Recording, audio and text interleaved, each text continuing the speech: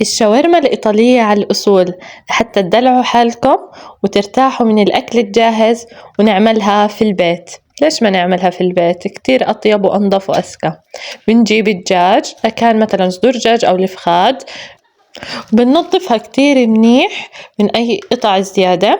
أهم إشي طبعا ما يكون فيها عظم لحتى انتو ما تاكلوا ويكون فيها عظم أكيد. وبعدين بنظبط شكلها، بنقطعهم يعني شرائح صغيرة زي ما انتو شايفين في الفيديو، يعني مكعبات أو جوانح زي ما بتحبوا، ما في أي مشكلة. وبنخليهم وبنجهزهم على جنب.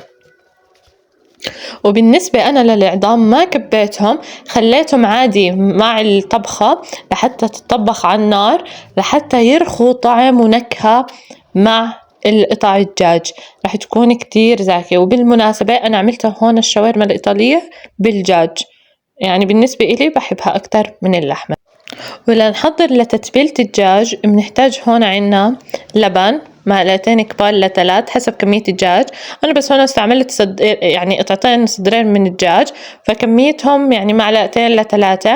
بنحط شوية كركم، بنحط فلفل أسود، بنحط بودرة ثوم، بنحط هون شوية شطة، بنحط يعني البهارات اللي بنحبها، بنحط شوية زيت زيتون وبهارات المشكلة اللي انتو بتحبوها، ما في أي مشكلة. وبنخلطها أهم إشي خلط كتير منيح، وبنستنى عليها. وبنحط هنا كمان مثلا وإن كان بودرة بصل، وعشان تعطينا كمان نكهة كتير طيبة بنحط قشر الليمون. وهون التتبيلة صارت عنا هيك جاهزة، وهون دور نعمل ميكس ميكس ميكس، نخلطها كتير منيح ونمزج كل المكونات لتعطينا النكهة الكتير زاكية. بعد ما نمزج كل المكونات هون بنجيب الصدور الدجاج، بندهن صدور الدجاج فيها أو بنخلطها عادي بصدور الدجاج وقطع الدجاج كتير منيح، وبندخل في كل قطعة من الصوص. هاي أهم نقطة لحتى تعطينا النكهة المميزة والطيبة. وقد ما تركتوا هاي التتبيلة على جنب وبعدين طبختوها تعطيكم طعم أطيب وأطيب، يعني لو تركتوها ليلة كاملة أطيب وأطيب. هنا زدت شوية بهارات، كركم، فلفل أسود، بابريكا مدخنة لتعطينا اللون الأحلى والطعم الأحلى. ويلي ما بيعرف شو هي الشاورما الإيطالية، عبارة عن صدور الدجاج أو اللحم بشكل عام معها الخضار والأجبان بالخبزة الإيطالية اللي بتكون شكلها زي بداية الفيديو مدورة. الخضار هنا أهم إشي بنحضر بصل، بنقطعهم كتير شرائح رفيعة، بنجيب كمان الفليفلة، ايش ما بدكم الوان ما في اي مشكله. اهم اشي الجوانح تكون زي ما انتم شايفين رفيعه حتى تتطبخ على النار بشكل اذكى. وهي الخضار يلي بحتاجها، الذرة كمان، والزيتون اكيد اخر مرحله بحطها. لو عندكم فطر كمان بتطلع طيبه، بس عادي مش اجباري. بس أهم خطوة هنا لازم الطنجرة تكون كتير حامية وعلى عين كتير عالية حتى الدجاج أو اللحم بشكل عام ما ينزل ميته، لأنه هاي المية بيخلي الدجاج طري من جوا. وإذا لاحظتوا هون أول إشي حطيت الدجاج، ما حطيت ولا أي نوع خضار لحتى الدجاج يتحمر ويعطي اللون الحلو ويتشوح مزبوط. بعدين بعد ما نشوفه متحمر بنشيله على جنب، يعني يعطي بس اللون هيك زي ما انتم شايفين اللون الذهبي شوي، بنشيله على جنب وبنضيف نبلش الخضار شوي شوي. أول إشي أكيد البصل، بعدين بنضيف الفلافلة، بنضيف إذا في الفطر، بعدين الذرة، آخر خطوة الزيتون. هنا مستوي الزيتون ما بيحتاج طبيخ، انتبهوا لهاي النقطة. وكمان أهم نقطة هون الدجاج أكيد بنتبله تتبيلات إضافية إذا بحتاج. بعد ما ندوق لما يبلش يستوي ما بندوق الدجاج وهو ني أبدا، إنه فيه البكتيريا السالمونيلا، ديروا بالكم من هاي الإشي. وبعدين أهم خطوة هون بنضيف كمان الملح على الدجاج عشان ينزل ميته، ما ضفته بالبداية، فانتبهوا لهاي النقطة كمان. وهون بنبلش أكيد نشوح البصل بنفس الطنجرة يلي فيها إذا بتلاحظوا الدجاج مع زيته مع بهاراته لحتى تعطيه النكهة الكتير قوية للبصل للخضار.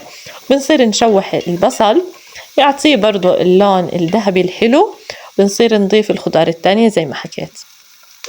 وهون ضفت الخضار التانية مثل عنا الفلافلة، بنحركهم، وبعد ما يتحركوا الخضار كتير منيح بنرجع بنضيف الدجاج ونحركهم وعبين ما يستووا وتخف عنا القرشة. ما بدي يكون دابلين الخضار تماما ولا القرشة كتير قوية، يعني يكونوا ما بين وبين عشان يكون أزكى الطعم. وهون لنضيف نكهة زاكية للخضار بنحط أكيد الملح وشوية بهارات اللي بنحبها زي البهارات المشكلة وشوية فلفل أسود. وهون تقريبا هيك الخضار بتكون زي ما بدنا. فبنضيف الدجاج بنحركهم كتير منيح لحتى يستووا. وهون أهم خطوة بنضيف شوية كريمة طبخ يعني اللي بتحبوها ونكهة كتير زاكية. تدرج الخطوات هاي كتير مهمة يلي بعملها، كيف أنا عملت كل خطوة هي اللي بتغير معكم كتير النكهة. وبنحط أكيد الزيتون الأسود هو الزاكي. بعدين لما حركناه هون نضيف الكريمة يعني مقدار 3 معالق.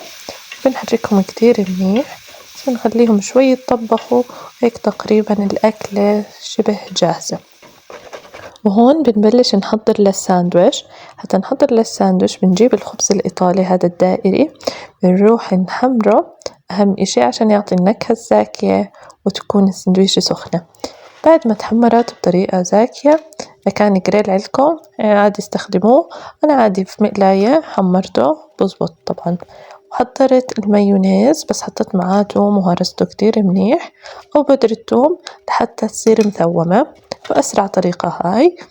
وعادي لو بدكم إشي صحي ممكن تستغنوا عن هاي الخطوة أو تستخدموا مايونيز الدايت. توزعوا الحشوة بتملوها كتير منيح يعني هذا المقدار تقريبا عمل لي 3 أغرفة من هاي الشاورما من هذا الخبز بهذا الحجم. بنحط هون بعدين الأجبان وبنوزع برضو بشكل حلو خليط من أجبان الشيدر والمازوريلا والبارميجان يلي بتحبوه. وبنسكرها وبنضغط كتير عليها لتطلع النكهة الطيبة ويذوب الأجبان. هيك بكون منظرها قبل ما نحط الرغيف أو الوجه الثاني من الخبز. وهي أكتر من ساندويش عملت لكم عشان تشوفوا طريقة العمل. والأطيب تاكلوها سخنة أو إذا بردت تسخنوها. هاي طريقة التقديم وهيك كان شكلهم. بإمكانكم ترجعوا تحمصوها على الجريل تطلع كتير طيبة وتقدموا جنبها عصير فريش انتو عاملينه يا سلام جد ولا أزكى. وبإمكانكم تعملوا البطاطا الوجز أنا عاملها بفيديو مسبق بفيديو البرجر الصحي والوجز البيتية الصحية كتير جربوها وكتير طيبة. ويا سلام هون لما قدمناها مأسكاها كتير طلعت جد جد ما شاء الله طيبة كتير هشة والطعم والنكهة ممتازة ما بدها أي إشي. ولحتى تكبر عيلتنا ويوصل لكم كل جديد اعملوا لايك فولو كومنت أكيد سبسكرايب ودعمونا بالتعليقات الحلوة والكلام الحلو. صحتين ألف عافية. سلام.